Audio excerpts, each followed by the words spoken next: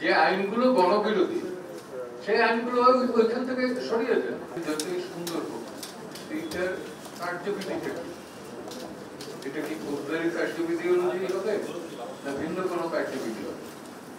যদি বাংলাদেশের প্রচলিত ফৌজদারি কার্যবিধি অনুযায়ী হয় তাহলে ওইটাতে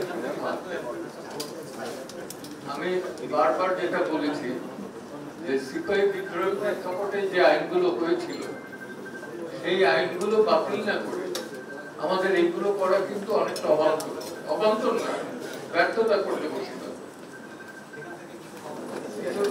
জানার আছে বিষয়, প্রশ্ন থাকলে আবার করতে পারে। তো ফর এক্সাম্পল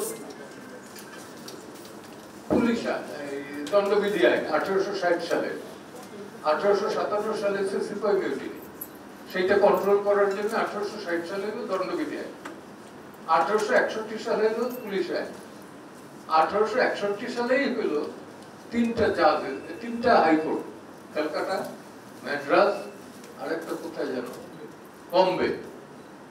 তো এই যে অবস্থা, এবং ফৌজদারি কার্যবিধি আইন 1898 সালে।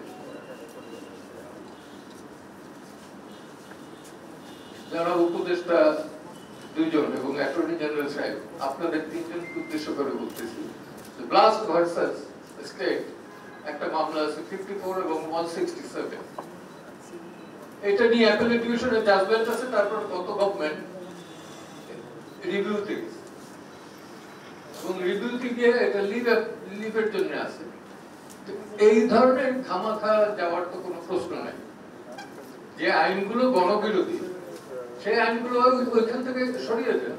যে নির্দেশনাগুলো অ্যাপেলেট ডিভিশনের ছিল, অ্যাপেক্স কোর্টের ছিল, সেটা যাতে ইমপ্লয়েড হয় সেই ব্যবস্থাটা করলে পরে কিন্তু এগুলো সবই হয়। কারণ কিন্তু এটা সবগুলো এই যে কাটাকাটি আপনারা করেছেন এর জন্য অনেক ধন্যবাদ, কিন্তু এটা ব্যর্থতা পর্যবসিত।